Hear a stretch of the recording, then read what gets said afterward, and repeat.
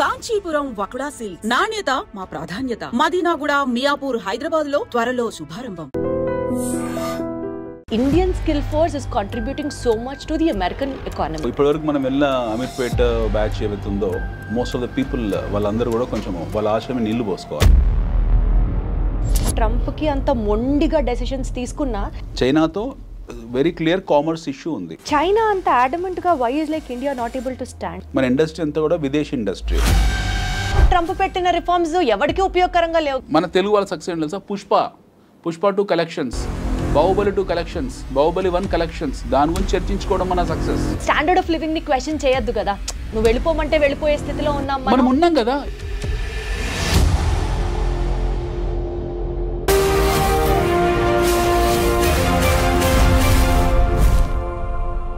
చూడు, ఒక్కవైపే చూడు, ఇంకోవైపు చూడాలనుకోకు. ఇది మీ అందరికీ బాగా తెలిసిన డైలాగే అయినప్పటికీ కూడా ఐ రియలీ విష్ ఇండియన్స్ అందరం ఒకే స్టాండ్ మీదకి వచ్చి ట్రంప్కి మన పవర్ ఏంటో ఈ స్టైల్లో చెప్పాలనిపిస్తూ ఉంటుంది.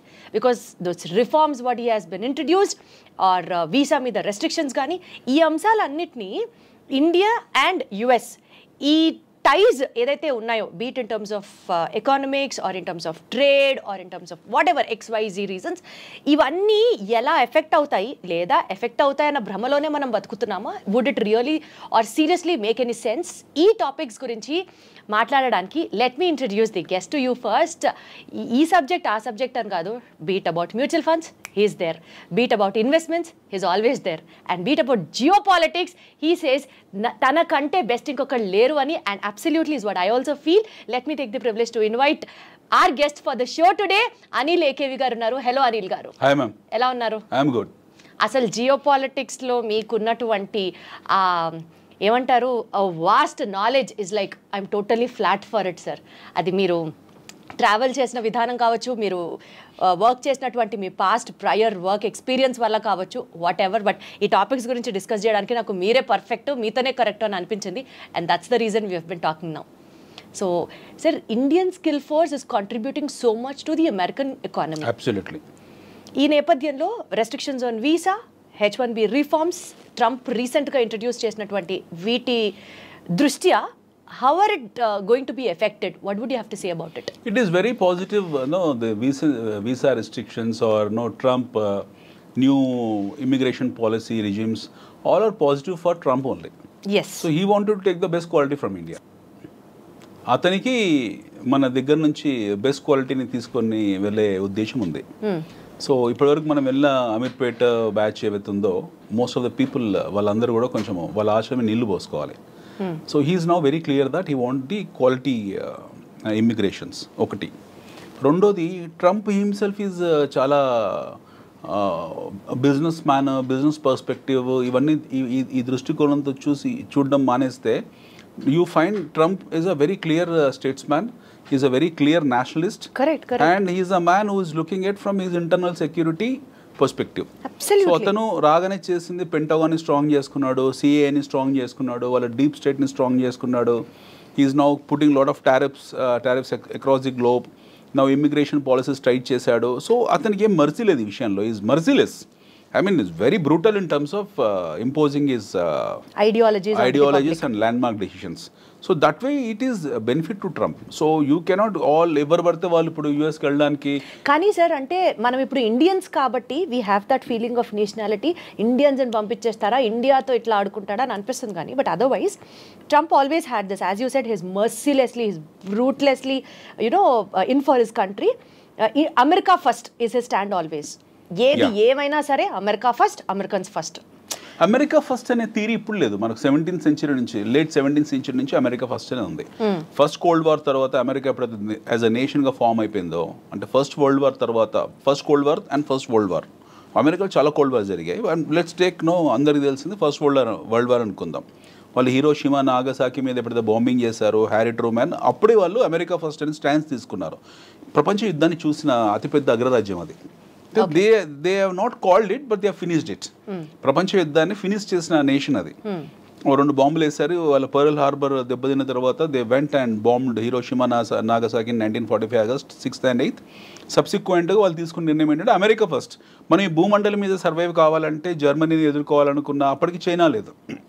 ఆర్ లాటిన్ అమెరికన్ కంట్రీస్ని ఎదుర్కోవాలనుకున్న బ్రెజిల్, అర్జెంటీనా వాళ్ళకి చాలా పెద్ద శత్రువులు. ఆ టైంలో వాళ్ళని ఎదుర్కోవాలనుకున్న, లేకపోతే యూకేని అప్పటికి వెరీ స్ట్రాంగ్ కంట్రీ బ్రిటన్, వాళ్ళని ఎదుర్కోవాలనుకున్న, లేదా ఆ టైంలో ఉన్న పోర్చుగల్ కానివ్వండి, లేకపోతే స్పెయిన్ కానివ్వండి, ఫ్రాన్స్ని కానీ వీళ్ళని ఎదుర్కోవాలనుకున్నా they have to take American first stance.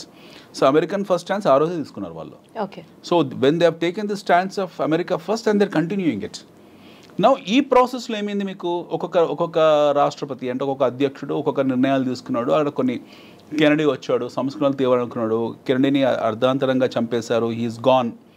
Ronald Reagan వచ్చాడు, రొనాల్డ్ రీగన్ కొన్ని రిఫార్మ్స్ డిసిషన్స్ తీసుకున్నాడు, తర్వాత ఆయన రిటైర్ ఆయన వెళ్ళిపోయారు. దాని తర్వాత వీ హ్యావ్ సీన్ ఒబామా. ఆ టైంలో మొత్తం ప్రపంచం ఉత్పాదన జరిగింది in terms of subprime crisis. They load of money, oil money యూఎస్కి వెళ్ళడము, అదంతా కూడా యూఎస్ బాండ్స్లోకి వెళ్ళడము సబ్ప్రైమ్ అంటే వాళ్ళు బారింగ్ రేట్ కన్నా ఎవ్రీబడి నోస్ దట్.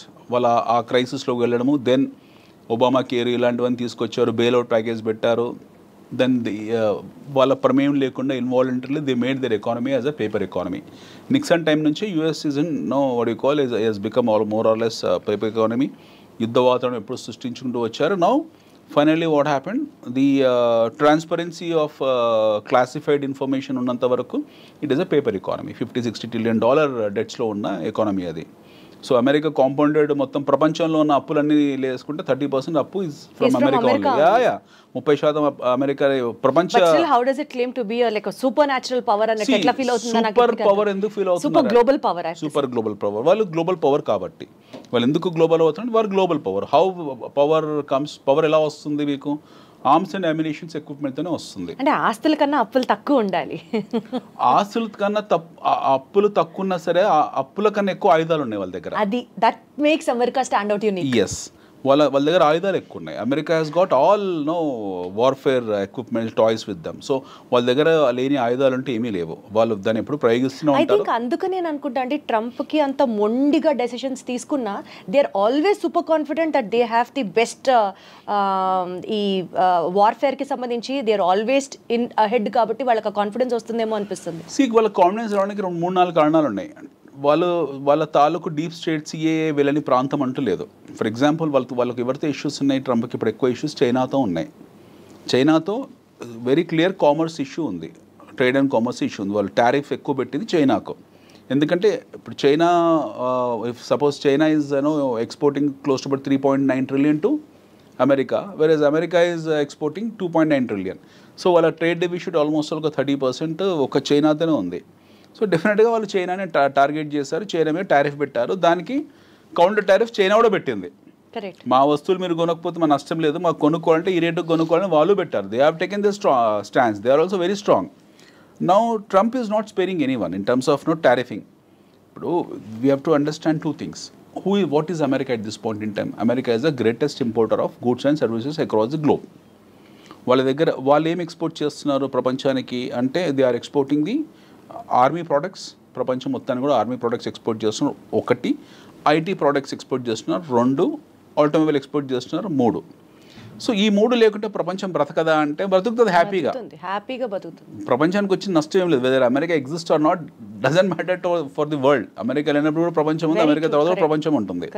సో ఈ తాలూకు థాట్ సెట్ని వీళ్ళు సెట్ చేసుకున్నారు. ఈ థాట్ ప్రాసెస్ వీళ్ళకి అర్థమైపోయింది. Trump and is earlier regime the understood. Now globe is becoming nowhere, what you call dependent on us. They are becoming independent. China has become independent. India upcoming emerging కాబట్టి మనకి పెద్ద issue లేదు ఇండియాతో. But వెరాజ్ Europe self సఫిషియెంట్గా ఉన్నారు. అన్ని దేశాలకు domestic consumption story ఉంది, మేము ఎక్కువ ఇంపోర్ట్ చేసుకుంటున్నాము అన్న థాట్లో ఆల్రెడీ వాళ్ళు ఉన్నారు. Now Trump has given whistle blow to entire US nation. Make America great అనేది. మేక్ అమెరికా గ్రేట్ అనే స్టాన్స్ అంటే ఏంటి? America has lost its greatness and Trump himself is appealing to the world that మేము ఒకప్పుడు చాలా గొప్ప వాళ్ళము, మా గ్లోరీ పోగొట్టుకున్నాం, మళ్ళీ మా దేశాన్ని మా దేశాన్ని పునర్నిర్మించుకుంటున్నాము. ఈ ప్రాసెస్లో మేము చాలా స్ట్రాంగ్గా ఉంటాము, మేము దిగుమతి సుంకాలు విధిస్తాము, ప్రపంచంలో ఎవడేమి వస్తువును మాకు పంపించినా సరే we're going to tariff them అని చెప్పాడు. వాళ్ళ సిస్టర్ కంట్రీ అయిన కెనడాని కూడా వాళ్ళు they did not spare. Okay, నిన్నగాక మొన్న 3-4 days బ్యాక్ ట్రంప్ ఇది వచ్చింది, ఏది ఒక ట్వీట్ వచ్చింది. So I make sure I mean వాళ్ళు ఏ స్థాయికి వెళ్ళిపోతున్నారు, వాళ్ళ మైండ్ సెట్ ఎలా ఉంది. Trump, let's keep Trump, there are 2 perspectives. Trump as a president, ఆయన ఒక స్టేట్స్ మ్యాన్, ప్రెసిడెంట్, అగ్రరాజ్యానికి ఆయన రాష్ట్రపతి, అది పక్కన దేశాధ్యక్షుడు పక్కన పెడతాం. ట్రంప్ యాజ్ ఎ ఇండివిజువల్ ఇప్పుడు మాట్లాడుకుందాం మనం. ఒక అమెచ్యూర్ ఇండివిజువల్గానే మాట్లాడుకుందాం. అతను ఒక పెంకితనం, టెంపరితనం లేదా ఒక అల్లరితనం ఇవన్నీ ఆయన ట్వీట్స్ ద్వారా ఆయన చెప్పుకుంటాడు.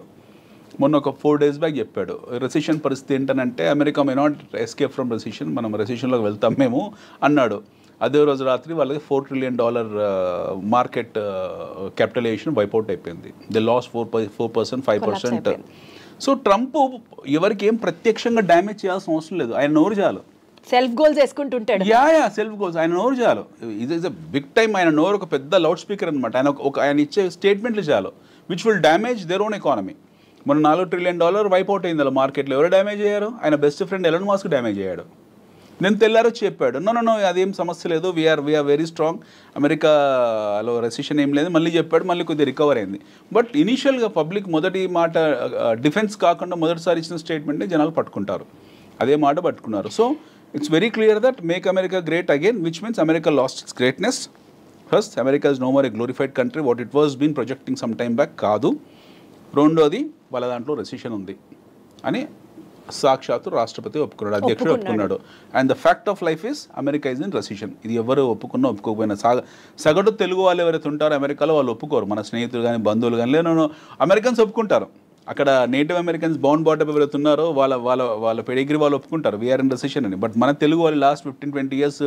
వన్ థింగ్ వాట్ మీరు చెప్పిన దాని ప్రకారం నాకు అర్థమయ్యేది ఏంటంటే, make America great or America first అన్న స్లోగన్కి ఇంకా వాళ్ళే చెప్పుకోవాలి తప్ప ఆ మాట, it is nowhere first or need not to be so great to us to really take inspiration from America. అమెరికాలో $87 తీసి పక్కన పెడితే what is America for us? Absolutely. $87 తీసి పక్కన so much of skill force is moving from India and supporting America. Absolutely. ఇప్పుడు India నుంచి మనకు ఎందుకు వెళ్తున్నామంటే మన దగ్గర అవకాశాలు లేకపోవడము, ఉన్నాయా లేవా విషయం పక్కన పెడితే $87 ఉంది ఒక డాలర్. గతంలో వెళ్ళిన వాళ్ళందరూ 40-45లో 30-35లో వెళ్ళారు. అప్పుడు కూడా ఈవెన్ 20 years బ్యాక్ కూడా ఇట్ వాస్ 22-23 ఉన్నప్పుడు వెళ్ళిన వాళ్ళందరికీ కూడా డాలర్ చూసే వెళ్ళారు. వీళ్ళకి ఏం ఎమోషనల్ అటాచ్మెంట్ కాదు, అక్కడ డబ్బుల కోసమే వెళ్ళారు. ఉద్యోగరీత్యా why churn will happen, why job hopping will happen. నేను ఒక జాబ్ చేస్తున్నాను, నేను ఉద్యోగం మారాను, ఎందుకు మారాను? నాకు ఎక్కువ జీతం ఇస్తే మారుతాను. మనకు నా పోస్టింగ్ ఏ అస్సాంలోనో బెంగాల్లోనో ఏ గుజరాత్లోనో ఇస్తే వెళ్ళకుండా ఉంటానా? I will go and work there because I'm paid high. Similarly ఇక్కడ ఉన్న టాలెంట్ ఎవరైతే ఉన్నారో వాళ్ళకి ఎక్కువ జీతాలు వస్తున్నాయి అక్కడ, ఆ ఎక్కువ జీతాలకు వెళ్ళారు. ఆ వెళ్ళిన ప్రాసెస్లో కొన్నాళ్ళ తర్వాత ఎక్కువ జీతానికి వెళ్ళారు, ఎక్కువ కష్టపడ్డారు, అమెరికన్ ఎకానమీని నిలబెట్టారు కూడా. ఎక్కువ కష్టపడ్డం మనం చూడలేదు కాబట్టి మనం ఎక్కువ కష్టపడ్డామంటే అదే యాక్చువల్గా పనిచేస్తే ఇండియాలో ఎక్కువ కష్టపడాలి కంపారిటివ్లీ.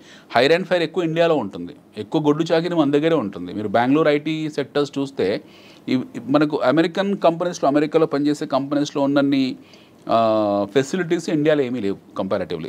అమెరికన్ కంపెనీస్లో అక్కడ ఆన్షోర్లో పనిచేసే వాళ్ళు ఎవరుతున్నారో they have fantastic life style. వాళ్ళ హెచ్ఆర్ పాలసీలు కానివ్వండి, వాళ్ళ ఇంటర్నల్ సెక్యూరిటీస్ కానివ్వండి, ఎంప్లాయీ కేర్ కానివ్వండి, లేకపోతే వాళ్ళ వర్క్ లైఫ్ బ్యాలెన్స్ కానివ్వండి, కంపారిటివ్లీ మనం నోవేర్. ఓకే, మన దగ్గర వారానికి 90 గంటలు పనిచేయాలని నారాయణమూర్తి అంటాడు, 100 గంటలు పనిచేయాలని ఇంకోడో అంటాడు. Okay, this shows their immaturity. మన ఇమ్మెచ్యూరిటీ ఇక్కడ చూయించుకుంటాం. మన సీఈఓలు ఎక్కడో కూర్చుంటాడు, హాలిడేస్లో వాడు భార్య పిల్లలతో ఉంటాడు, ఇక్కడ మెసేజ్ పెడతారు we have to work for 100 hours in a week అని చెప్పి. So this is our immaturity. You find this in American companies? No, they are extremely matured. Okay, so వీళ్ళు వెళ్ళే వాళ్ళు ఒక హైయెస్ట్ శాలరీ అనే కాదు, మంచి వర్క్ లైఫ్ బ్యాలెన్స్ ఉంటుంది, మంచి ఎన్విరాన్మెంట్ ఉంది, మంచి ఎకాలజీ ఉంది, మంచి మీకు ఎమిషన్ ఉండదు, గుడ్ లైఫ్ ఉంది, ఇవన్నీ రకరకాల కారణాలు ఉన్నాయి అక్కడ. They are peace of mind comparatively ఉంది. They are stable there. అక్కడ వెళ్ళారు, కష్టపడారు, సంపాదించుకున్నారు. ఒక జనరేషన్, సెకండ్ జనరేషన్, ఇప్పుడు మన వాళ్ళు ఐటీ వాళ్ళు Y2K తర్వాత సెకండ్ జనరేషన్ రన్ అవుతుంది. They are happily settled there. So more or less there are American citizens. వాళ్ళు భారతదేశాన్ని పెళ్లి పేరెంటల్కి వచ్చి వెళ్ళినా సరే వాడికి ఇక్కడ ఎమోషనల్ అటాచ్మెంట్ అంత గొప్పగా ఏమి ఉండదు. ఉండొచ్చు. Most of Telugu people have affinity towards their political agenda కాబట్టి ఉండొచ్చు. బట్ అదర్వైజ్ అంత ఏమి ఉండదు. They are more or less like American citizens. ఇప్పుడు కొత్తగా వెళ్ళే ఏదైతుందో చీప్ లేబర్ ఏదైతుందో, ఈ ఎగుమతి అవుతున్న చీప్ లేబర్ అవుతుందో, ఇందులో కొన్ని చెక్ పాయింట్స్ పెట్టారు, కొన్ని బ్యారికేడ్స్ పెట్టారు. The now is very clear, ఎవడు పడితే వాడు ఇన్ఫిల్టర్ అవ్వడం కుదరదు.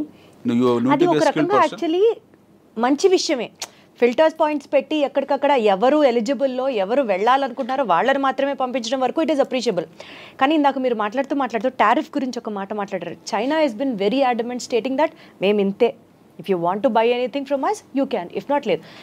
But we Indians despite of exporting so much to US and despite of giving US also so much of market, మనం కూడా వాళ్ళ నుంచి తీసుకుంటూ having those economic ties and all, China అంత అడమెంట్గా why is like India not able to stand? China is more or less at par with America in terms of their military capabilities. I wish India also could rise to that standard. India, we wish India could rise, but it may take another 100 years. మనం let us be very practical. ఆ టైంకి వాళ్ళు మనకన్నా ఇంకో 100 ఏళ్ళు ముందు ఉంటారు. Okay, మన జర్నీ స్టార్ట్ అయిందే 1991 తర్వాత, ఆఫ్టర్ న్యూ ఎకనామిక్ రిఫార్మ్స్ తర్వాత. We started a journey after 1991. Thanks to our former Prime Minister Bharat Ratna Sri P.V. Narasimha Rao garu. ఆయన పెట్టిన భిక్ష మనకు at least we're sitting in this room and seeing this cameras and all. 1991 కన్నా ముందు మన parents ఎవరైతే ఉన్నారో వాళ్ళకి ఈ కెమెరాస్ తెలియదు, ఈ లైఫ్ స్టైల్ తెలియదు. Whereas in America and all this places are far ahead from us. 1991 కన్నా ముందు మన దేశంలో ఏముండదు, వంచి కొట్టే చేతకు ఉండదు. Bikes, I think you must be a kid that point in time, even I was a kid. అప్పుడు ఏముండేది మన కళ్ళ ముందు, బజాజ్ చేతకు ఉండేది. స్టార్ట్ అయ్యేది కదా, దాన్ని బెండ్ చేసి వంచి దాన్ని స్టార్ట్ చేయాలి. రాజుతో ఉండేది, మోకాలు దెబ్బలు తగిలేవన్నీ కూడా. ఈ జీవితం అది లైసెన్స్ రాజు ఉండేది, మనకి ఎవడు పర్మిషన్లు ఇచ్చేవాడు కాదు. ఇది ఇండస్ట్రీ పెట్టుకోవాలన్నా సరే, ఇలాంటి స్టూడియో పెట్టాలన్నా సరే లైసెన్స్ రాజుకే వెళ్ళాలి. So we're in pathetic primitive conditions. ఒక మాట చెప్పండి, మీరు చెప్పినట్లు పెథటిక్ కండిషన్ నుంచి సెల్ఫ్ సస్టైనబుల్ కండిషన్ కి ఎదుగుతున్నాం అనుకుందాం కాసేపు. ఈ టారిఫ్ తగ్గించడం అనేది డూ యూ ఫీల్ తగ్గిస్తే no doubt US will be happy? Point number 2, ఇండియాలో కూడా ఎక్కువ అమెరికన్ బ్రాండ్స్ రావడం కానీ, ఆర్ ఇప్పుడు మన లోకల్ బ్రాండ్ వెహికల్ వాడడం కన్నా we would be always incline to use another branded vehicle from which is exported from another country or kinds like that. There's a human tendency what we're talking about. ఈ నేపథ్యంలో penetration of more brands into the Indian market because tariffs తగ్గించడం వల్ల do you see a win-win situation there, or India is definitely going to lose money if you reduce the tariff? No, see, I'll tell you, after 1991 what happened, indigenous గా మనకి ఎంత industry ఉంది, మన industry చాలా చిన్నది. Be it automobile, be it FMCG, be it bar in textile. Recently we are now becoming very strong in terms of our pharmaceutical. Otherwise మన industry అంతా కూడా విదేశీ industry. It's all foreign. Hindustan liver నుంచి మొదలు పెడితే మనం నెస్లే వరకు, Cadbury chocolate వరకు కూడా విదేశీ ఇండస్ట్రీ. విదేశీ ఇండస్ట్రీ మనకి ఏం కొత్త కాదు. We people think that Pond's powder is from India. Standing that support local people should be. ఇప్పుడు మన వాళ్ళు రీసెంట్ గా ఆత్మనిర్భర్ భారత్ తీసుకొచ్చి రీసెంట్ గా ఇనిషియేట్ చేశారు, which is a very good initiative which is been done about 2-3 years back. But prior to that Atmanirbhar Bharat ఇంకా full take off కాలేదు. But prior to that or at this point in time మన ఒంటి మీద వస్తువులు, ఈ కెమెరాలు, settings, everything is imported. Okay, మన దగ్గర మ్యానుఫ్యాక్చర్ చేస్తున్నారో లేకపోతే మనం ఇంపోర్ట్ చేసుకుంటున్న విషయం పక్కన పెట్టండి. మన ఇంట్లో ఉన్న ప్రతి వస్తువు చైనాదే. మనం ఎక్కడ మన ఇండిజినియస్ ఇండస్ట్రీ ప్రొడక్టివిటీ పెంచాలంటున్నారు మీరు? ప్రొడక్టివిటీ అని కాదండి, we cannot compare our sales with China or with America. We're primitive. మనం ఈ ఫ్యాక్ట్ని అర్థం చేసుకోవాలి. It takes lengthy time for me to explain. We're primitive. వాళ్ళతో కంపేర్ చేసుకుంటే మనం కొన్ని శతాబ్దాలు కాదు, కొన్ని దశాబ్దాలు, కొన్ని శతాబ్దాలు వెనుకబడి ఉన్నాం. No way comparison with. కాబట్టి మనం టారిఫ్ తగ్గిస్తూనే ఉండాలి అంటారు. మనకు దిక్కు లేదు. I'm telling you in a very blunt layman words, మనకు దిక్కు లేదు. We don't have any stands. అమెరికాని వెళ్ళి, ఇప్పుడు కెనడా ఉంది ఫర్ ఎగ్జాంపుల్. ఎస్టర్డే అప్పుడు ప్రతి ఒక్కడు వచ్చి వాడి ప్రోడక్ట్ని అమ్ముకుంటాడు, కానీ ఇంకా మనం ఎదిగేది ఎప్పుడు? 2 రోజుల క్రితము ఏం జరిగిందో చూడండి. 2 days back Trump has tweeted saying that కెనడాని టీజ్ చేస్తూ ట్వీట్ చేశాడు. ఏమని చేశాడు? We are importing your lumber, we are importing your rakes, ఏదో మాట్లాడంతా. మా దగ్గర మా దేశంలో ఎక్స్ రేటు, కోడిగుడ్ల రేటు తగ్గిపోయాయి, కోళ్ళ రేటు తగ్గిపోయాయి, కోడికల రేట్లు తగ్గిపోయాయి అని చెప్పేసి ఒక అధ్యక్షుని స్థాయిలో పెట్టాల్సిన మెసేజ్ కాదు, బట్ పెట్టాడు. ఓకే అనుకుందాం, ఆయన మెచ్యూరిటీస్ అలాగే ఉన్నాయి. Now direct is attacking A country like Canada. వాళ్ళ సావరెనిటీని అటాక్ చేశాడు ఆయన. కెనడాని కెలుకుతున్నాడు, చైనాని కెలుకుతున్నాడు, ఇండియాని కెలుకుతున్నాడు. ఇప్పుడు he directly attack Canada saying that అసలు మీకు పవర్ ఏమో, ఎలక్ట్రిసిటీ ఏమో, రోడ్స్ ఏమో, ఎయిర్ స్పేస్ ఇవ్వము, nothing you will give, go and die అని మాట్లాడాడు ఆయన. మొన్న యూకే అధ్యక్షుడితో కూడా అలానే అయ్యాడు. ఇప్పుడు లేటెస్ట్గా ఇప్పుడు మనకు గొడవ ఇంతకాలము ఉక్రెయిన్ రష్యా ఉండేది. ఇప్పుడు ఉక్రెయిన్ రష్యా షిఫ్ట్ అయిపోయింది. లేటెస్ట్గా లాట్వియా ఇంకో దేశం కొత్తగా వచ్చింది పిక్చర్లోకి. ఇవి జరుగుతూనే ఉంటాయి కంటిన్యూస్గా. I'm talking about why we're so backward. ఇప్పుడు మీరు చైనాతో మనకు కంపారిజన్ ఎలా చేసుకుంటామండి? We cannot compare with China. China వాళ్ళ ఇండిజినియస్ ఇండస్ట్రీ అవుతుందో వాళ్ళ కుటీర పరిశ్రమ ఏదైతే ఉందో దాన్ని ఆర్గనైజ్ చేసుకున్నారు. ఒక 1980s we and China are at par in terms of our GDPs. చైనాది మనది సేమ్ జీడిపి. మీరు చెప్తే చాలా ఆశ్చర్యపోతారు. ఇక్కడ 1980 నుంచి 84 మధ్యలో anybody can take the statistic books, వాళ్ళు ఒక రికార్డ్స్ తీసుకోవచ్చు, క్లాసిఫైడ్ రికార్డ్స్ పెట్టుకోవచ్చు. ముందు భారతదేశం China are at the same terms of GDP in terms of same terms of growth rate. మన ఇద్దరికన్నా కొంచెం ఫార్వర్డ్లో ఉన్న దేశం పాకిస్తాన్. మన ఇద్దరికన్నా గ్రోత్ ఎక్కువ ఉన్న దేశం పాకిస్తాన్. వేరాజ్ చైనా భారతదేశం కంపారిటివ్లీ పాకిస్తాన్ కన్నా వెనుకబడ్డ దేశం. Today is Pakistan far behind than Bangladesh also. That's a different story. వాళ్ళ జియో పాలిటిక్స్ వేరే ఉన్నాయి. But China as at par with America ఈరోజు కావడానికి కారణం 40-50 ఏళ్ళలో ఏం చేశారు మ్యాజిక్. మళ్ళీ 1980s నుంచి 40 yearsలో వాళ్ళు చేసిన మ్యాజిక్ ఏంటి? వాళ్ళ దగ్గర అలావుద్దీన్ అద్భుత దీపం ఉందా, లేకపోతే హ్యారీ పోటర్ ఏమైనా అలాంటిది ఉందా? ఏమీ లేదు. They just organise their indigenous industry. వాళ్ళ కుటీర పరిశ్రమని ఆర్గనైజ్ చేసుకున్నారు. పని వృత్తులు ఏవైతే ఉంటాయో, వృత్తి కళలు ఏవైతే ఉంటాయో వాటిని ఆర్గనైజ్ చేసుకున్నారు. China has done a very simple thing. మన దగ్గర చేనేత పరిశ్రమ ఉంది, చైనాలో చేనేత పరిశ్రమ ఉంది. మన దగ్గర బొట్టు బిళ్ళల పరిశ్రమ ఉంది, వాళ్ళ దగ్గర బొట్టు బిళ్ళల పరిశ్రమ ఉంది. గాజుల పరిశ్రమ మన దగ్గర ఉంది, వాళ్ళ దగ్గర ఉంది. బ్యాంబూ మన దగ్గర ఉంది, వాళ్ళ దగ్గర ఉంది. What the world wants China started they made everything organised. Everything as a special economic zone. ప్రతి వ్యాపారాన్ని స్పెషల్ ఎకనామిక్ జోన్ కింద తీసుకొచ్చి పెట్టారు. వాటికి సంబంధించిన ఫెసిలిటీస్ ఏర్పాటు చేశారు. వాటి మార్కెట్ని ఐడెంటిఫై చేశారు. ఆ మార్కెట్ నీడ్స్ని దృష్టిలో పెట్టుకున్నారు. ఇక్కడ ఉత్పత్తులు తయారు చేశారు. అందరు అక్కడ ఉన్న ప్రజలందరికీ పని చేసుకోవడానికి పని కల్పించారు. అందరు వెళ్ళి పని చేయడం మొదలుపెట్టారు. ఉత్పత్తి వ్యవస్థ పెరిగింది. The production has increase. Then the started focusing on productivity. ముందు ఉత్పత్తి మీద ఫోకస్ చేశారు, తర్వాత ఉత్పాదకత ప్రొడక్టివిటీ పెంచారు. ఆ దేశంని టార్గెట్ చేశారు. ఆ దేశంకి వస్తువులు డంప్ చేయడం మొదలుపెట్టారు. So know what happened? అమెరికాలో ఏం జరిగింది? అమెరికాకు వెసులుబాటు చైనా ఇవ్వలేదు. వాడు సొంతంగా పరిశ్రమ పెట్టుకునే అవకాశాన్ని చైనా వాడు ఇవ్వలేదు. They made American to get use to Chinese products. Chinese వస్తువుల్ని వాళ్ళు అలవాటు పడేలా చేసేసారు కంప్లీట్గా. చైనా లేకపోతే అమెరికా లేదు ఈరోజు in terms of goods and services, at least in goods. So he could be as adamant as possible. So ఇలా వస్తువుల్ని పంపించుకుంటూ వెళ్ళారు చైనా వాళ్ళు. ప్రపంచంలో ప్రతి దేశం ఒక మార్కెట్ లాగా చూస్తారు. ఆ మార్కెట్ని మళ్ళీ క్లాసిఫై చేశారు. ఫర్ ఎగ్జాంపుల్ మన దేశం ఉంది. మన దేశం అనేది చైనాకు ఒక మార్కెట్. మళ్ళీ దీన్ని క్లాసిఫై చేసుకుంటారు. దీన్ని క్లాసిఫై చేశారు. హైదరాబాద్ మార్కెట్కి ఏం కావాలి? మాంజాలు కావాలి. కైట్స్ ఫెస్టివల్ జనవరిలో పతంగుల పండుగ వస్తుంది, మాంజాలు కావాలి. So they started supplying manja. గాలిపటాలు కావాలి. దే స్టార్టెడ్ సప్లయింగ్ గాలిపటాలు. ప్రపంచానికి ఏది అవసరమో ఏది అవసరం కాదు. They went to very micro level వెళ్ళిపోయి అక్కడ నీడ్స్ ని గుర్తించి ఆ నీడ్స్ ని వాళ్ళే తయారు చేస్తారు. మన దగ్గర మనం పెట్టుకునే పోస్టులు వాళ్ళే తయారు చేస్తారు. మన గాజులు వాడే చేస్తున్నాడు, ఇంట్లో మగ్స్ వాడే చేస్తున్నాడు. మన యుటెన్సిల్స్ మొత్తం చైనా వస్తువులే కదా. మన ఫోన్కున్న కవర్ కూడా చైనాదే కదా. ఫోన్ మీద పెట్టే కవర్ కూడా చైనాదే. So they are identifying the market, they are identifying the needs, they are creating new needs. ఉన్న అవసరాలే కాదు, కొత్త అవసరాలు సృష్టించి దాన్ని మార్కెట్గా తయారు చేసి ఉత్పత్తి వ్యవస్థను పెంచుకొని, ఉత్పాదకను పెంచుకొని ఆ వస్తువులను ఆ దేశంలో డంప్ కొడుతున్నారు వాళ్ళు. So now what happen to America? Americans ఈరోజు కొత్తగా సంస్థలు పెట్టేసి ఓ 10 ఏళ్ళు 15 ఏళ్ళు. Now Trump is saying that no, you need to put your factories in our country so that we will give reservations for you in terms of tariffs. ఎవరైనా సరే మాకు ఉత్పత్తి ఆ వస్తువులు మాకు ఎగుమతి చేసేవాళ్ళు మీరు వచ్చి మా దగ్గర సంస్థలు పెట్టుకోండి అని చెప్తున్నాడు. కరెక్ట్. ఇప్పుడు వాడు వెళ్ళి చైనా వాడు సపోజ్ చైనా వాడు దోమల బ్యాట్లు ఉంది. వాడు వెళ్ళి అమెరికాకి వెళ్ళి చైనా దోమల బ్యాట్ల కంపెనీ పెట్టి దాని ఉత్పత్తి తయారై ప్రొడక్షన్ బయటకు వచ్చి మార్కెట్లో కన్జ్యూమ్ చేసుకునే టైంకు ట్రంప్ పదవి కాలం ముగిసిపోతుంది 4 ఏళ్ళు. తర్వాత కొత్తోడు వస్తాడు administration. Somebody new person will come, he will say some new thing.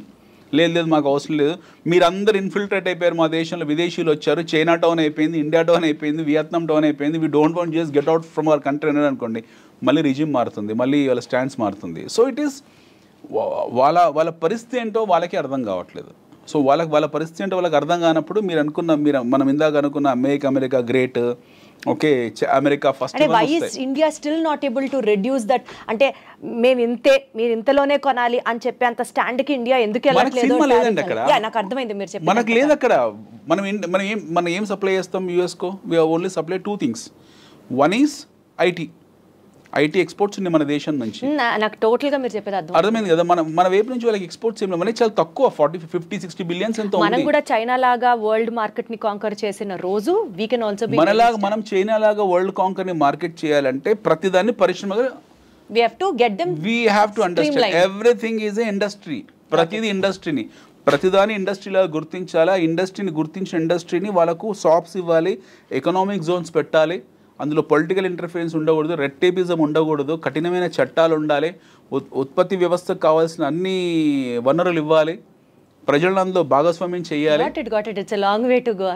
అందుకే మనకు పాసిబుల్ కాదని, మనమున్న మల్టీ పార్టీ సిస్టమ్. కానీ అంటే ఇప్పుడు మనం ట్రంప్స్ రిఫార్మ్స్ గురించి మాట్లాడుతూ on visas, but one thing మనం డెఫినెట్లీ మాట్లాడుతీరాలి, golden visas, golden cards.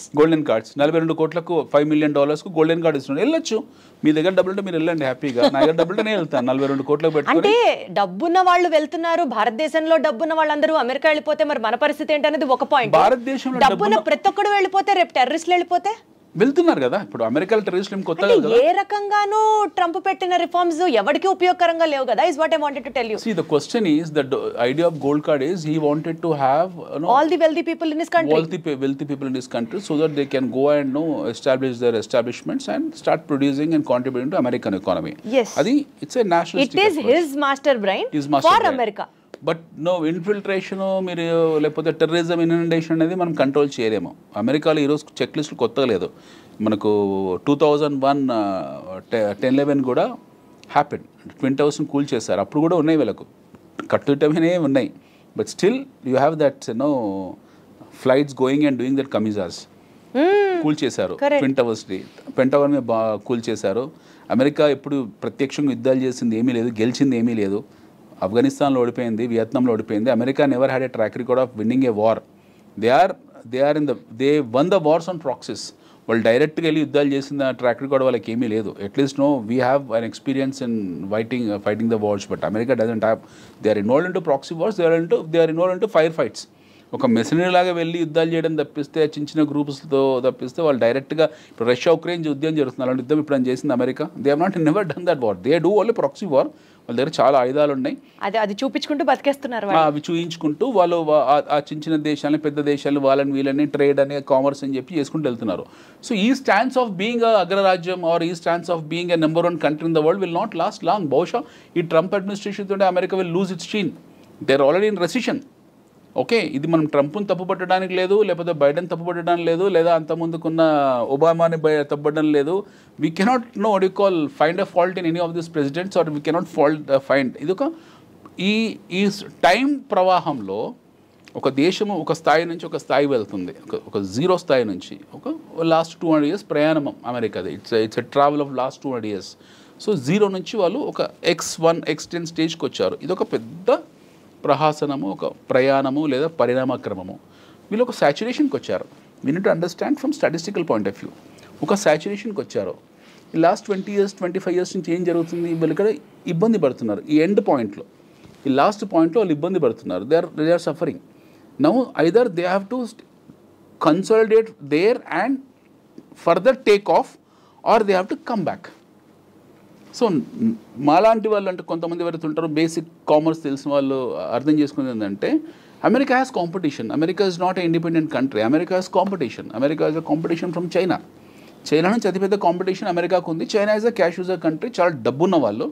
And ఇప్పుడు మారుతున్న జియో పాలిటిక్స్ ఏవైతే ఉన్నాయో, రష్యా మళ్ళీ పిక్చర్లోకి రావడము. I don't surprise tomorrow Zelensky goes and speak to Putin and becomes friends. వాళ్ళిద్దరు మళ్ళీ ఎప్పటిలాగా పాత స్నేహితులు అయిపోయినా ఆశ్చర్యపోవాల్సిన అవసరం లేదు. మనం ఇందులో పర్మనెంట్ ఎనిమీస్, పర్మనెంట్ ఫ్రెండ్స్ అంటే ఎవరు ఉండరు. Nothing is fair in war and love. వీళ్ళు ఎవరు ఎప్పుడు శత్రువు అవుతారో, ఎప్పుడు మిత్రులు అవుతారో మనకు తెలియదు. డెఫినెట్గా అమెరికన్ కౌంటర్ డిఫెన్స్ ఈ కౌంటర్ డిఫెన్స్ చేయడానికి రష్యా, చైనా ఒక అలయన్స్ కింద మారచ్చు. యాజ్ వీఆర్ ఇన్ బ్రిక్స్, మనకు క్వాడ్ ఒకటి సపరేట్గా ఉంది, we're in BRICS also. So he's attacking BRICS, is attacking నాటోని తిడుతున్నాడు. ఇప్పుడు we will not spend no money on you, మేమే ఖర్చు పెడుతున్నామని నాటోని అన్నాడు. సో నాటోని ఆల్మోస్ట్ బహిష్కరించ పనిచేశాడు. నవ్ ఈస్ టాకింగ్ అబౌట్ బ్రిక్స్కు వాల్యూ లేదు అన్నాడు. Quad, we're part of Quad. ఏదైతే క్వాడ్ డైలాగ్ ఉందో అందులో we're part. Even America, Japan, Australia and India is part of that quad.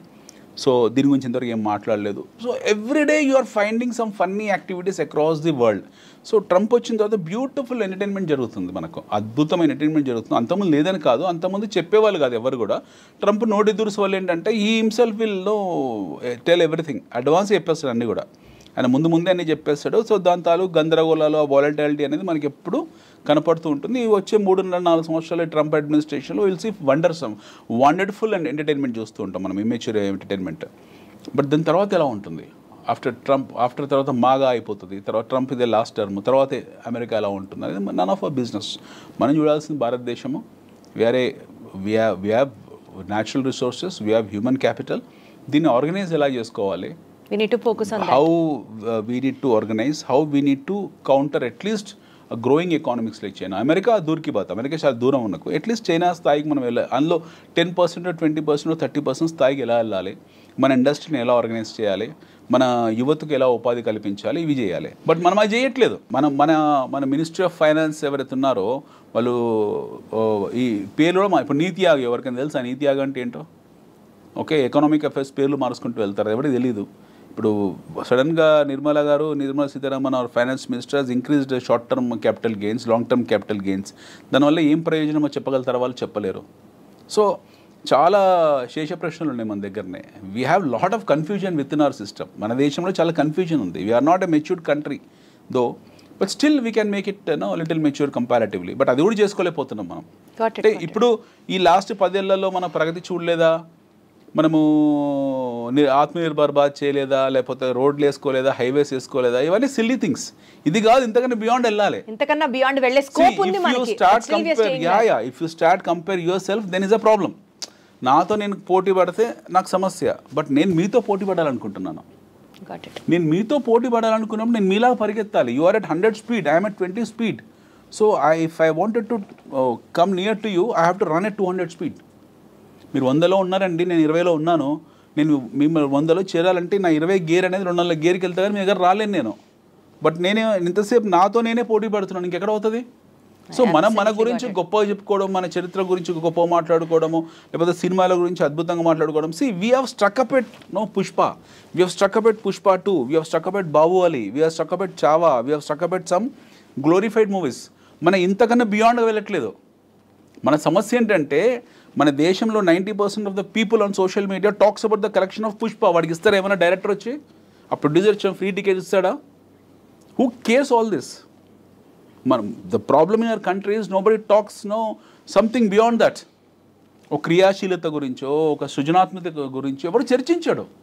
ఎవరో అప్పుడప్పుడు once in a while A physics వాళ్ళ అనే కంపెనీ వస్తుంది, వన్స్ ఇన్ ఏ వైల్ ఒక OYO లాంటి కుర్రాడు వస్తాడు, once in a while 5paisa.com లాంటి కుర్రాడు వస్తాడు, once in a while some people will come and create some bench marks and they become celebrities. అంతకన్నా బియాండ్ లేదు కదా. You tell me one thing, మన 2 తెలుగు రాష్ట్రాల్లో గత 10 సంవత్సరాలు ఒక ఎంటర్ప్రెన్యూర్ చూపించండి. బీట్ మీరు కావచ్చు, నేను కావచ్చు.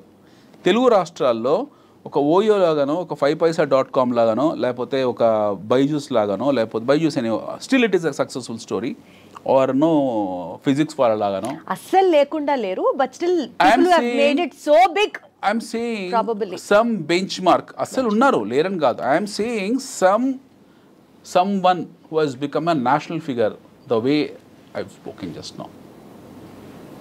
ఈ స్థాయిలో జాతీయ స్థాయిలో ఒక హవా సృష్టించిన వాళ్ళు, ఒక లక్షల మందికి ఆదర్శవంతమైన వాళ్ళు ఒక్కరిని చెప్పండి లాస్ట్ 10 yearsలో. Let's keep political agenda side. ఎక్కడ పోతుంది మన enterprising skills? We are engaged. మన సక్సెస్ ఏంటో తెలుసా? మన తెలుగు వాళ్ళ సక్సెస్ ఏంటో తెలుసా? Pushpa 2 collections, Baahubali 2 collections, Baahubali 1 collections. దాని గురించి చర్చించుకోవడం మన సక్సెస్. దాని గురించి చర్చించుకోవడం మన సక్సెస్. అంతగానే బియాండ్ మన సక్సెస్ లేదు. And very unfortunately nobody likes this statement.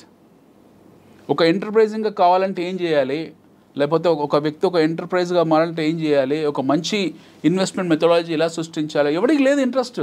People are living అంతే. వస్తున్నాయి డబ్బులు, సంపాదిస్తున్నాము, భూముల ధరలు పెరుగుతున్నాయి.